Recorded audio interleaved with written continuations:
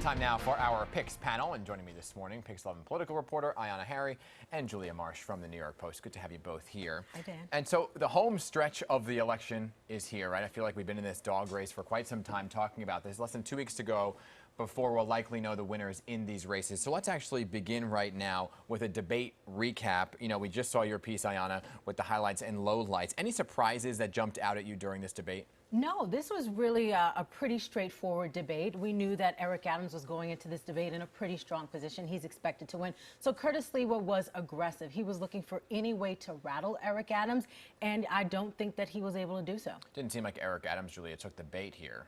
He really didn't. He said he wouldn't give in to the buffoonery. He kept referring to, you know, he's going to let voters decide. He really was above the fray. But because Eric Adams is considered the front runner, were there any missteps in this specific debate that he had?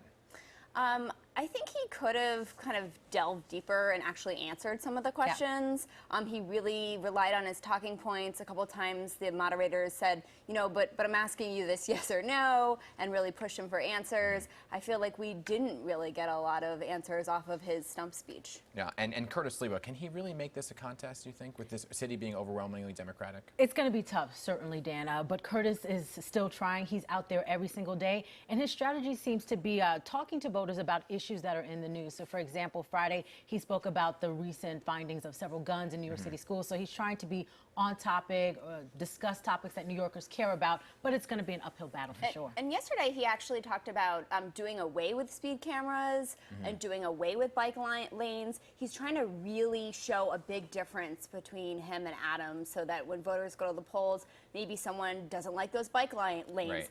I just got a speeding ticket. I'm going to go with this guy, Curtis. Yeah, of course, it's coming at the time that Eric Adams is saying, I want to do more bike lanes. But what about the TikTok girls?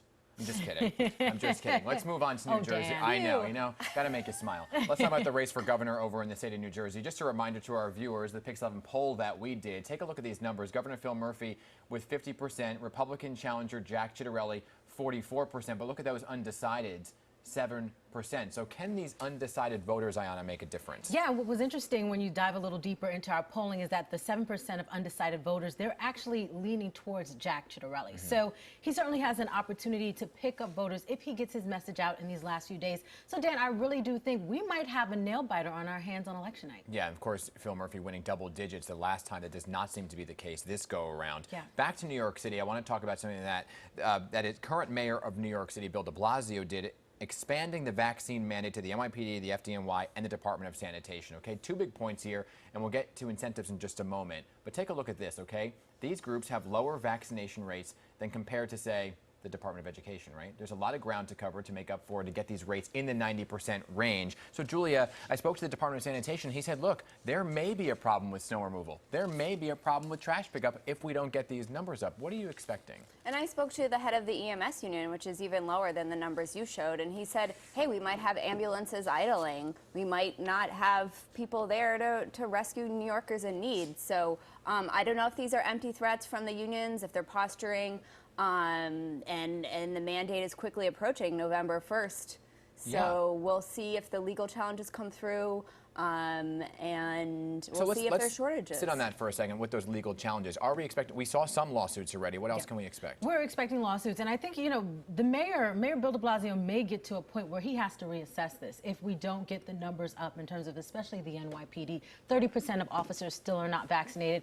We've been covering here at PIX 11 all of these shootings and the violence that's happening. So we need these officers now more than ever. If we lose some of these officers, it's really going to be tough for our city. And Dan, you didn't even mention the correction officers.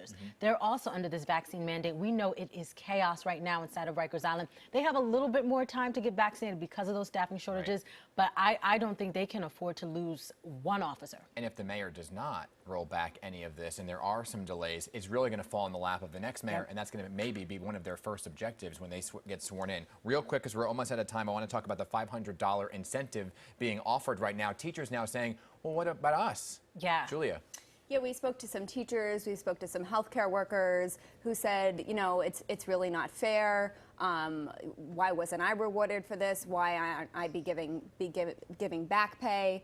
Some others said, hey, I just want people to get vaccinated. But there is some real frustration about how this was handled by the mayor, getting rewarded for waiting so long. But real quick, don't think that they're going to retroactively pay people. I doubt it. The city needs all the money that they can get, so I strongly doubt it. And the mayor has said he's just doing the best that he can to make sure as many people get vaccinated so that COVID-19 can be an issue largely of the past. Ayana, Julia, thank you very much. We'll see you next time. Okay.